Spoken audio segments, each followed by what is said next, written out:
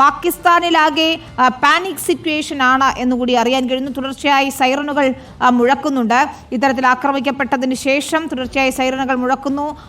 സമീപത്തുള്ളവരോടൊക്കെ സുരക്ഷിത സ്ഥാനങ്ങളിലേക്ക് മാറാനുള്ള നിർദ്ദേശം നൽകുന്നു തുടങ്ങിയ വിവരങ്ങൾ കൂടി വരുന്നുണ്ട്.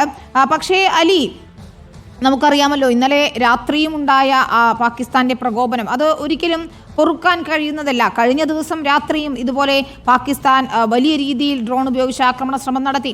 ഇന്നലെ സൈന്യത്തിന്റെ വാർത്താ സമ്മേളനത്തിൽ പറഞ്ഞതും അതാണ്.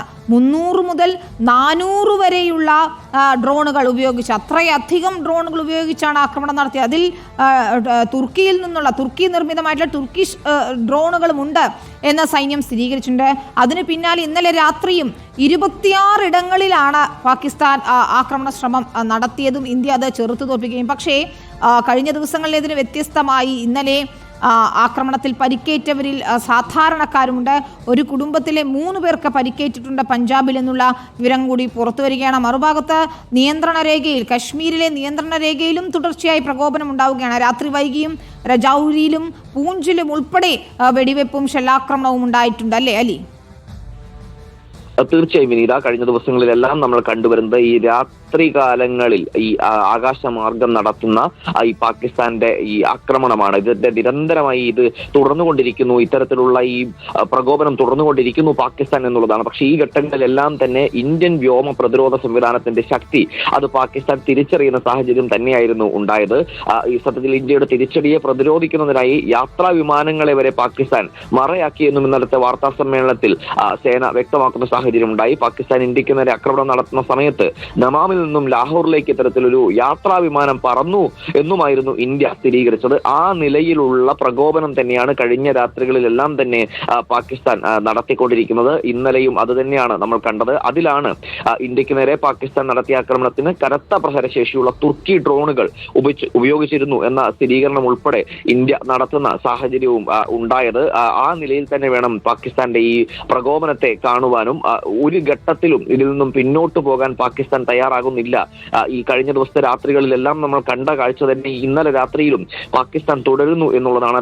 അതിൽ സാധാരണക്കാരായ മനുഷ്യർക്ക് നേരെ ആക്രമണം ഉണ്ടായിരിക്കുന്നു, അവർക്ക് പരിക്കേൽക്കുന്ന സാഹചര്യം ഉണ്ടായിരിക്കുന്നു എന്നുള്ള വിവരമെല്ലാം തന്നെ പുറത്തു വന്നതാണ്. അത് അന്താരാഷ്ട്ര അതിർത്തിയിലും അതുപോലെ നിയന്ത്രണ രേഖയിലും പാകിസ്ഥാൻ ഈ സമാന പ്രകോപനം തന്നെയാണ് തുടരുന്നത്. അവിടെയാണ് 400ഓളം ഡ്രോണുകൾ പാകിസ്ഥാൻ ഇന്ത്യക്ക് നേരെ ഉപയോഗിച്ചു എന്നുള്ള വിവരം ഉൾപ്പെടെ പുറത്തു വരുന്ന സ്ഥിരീകരിക്കുന്ന സാഹചര്യം ഉണ്ടായത്. എന്തായാലും പാകിസ്ഥാനെ ഫലപ്രദമായ രീതിയിൽ തന്നെ പ്രതിരോധിക്കാൻ ഇന്ത്യൻ സേനയ്ക്ക് സാധിച്ചു എന്നുള്ളതാണ് ഏറ്റവും പ്രധാനപ്പെട്ട കാര്യം.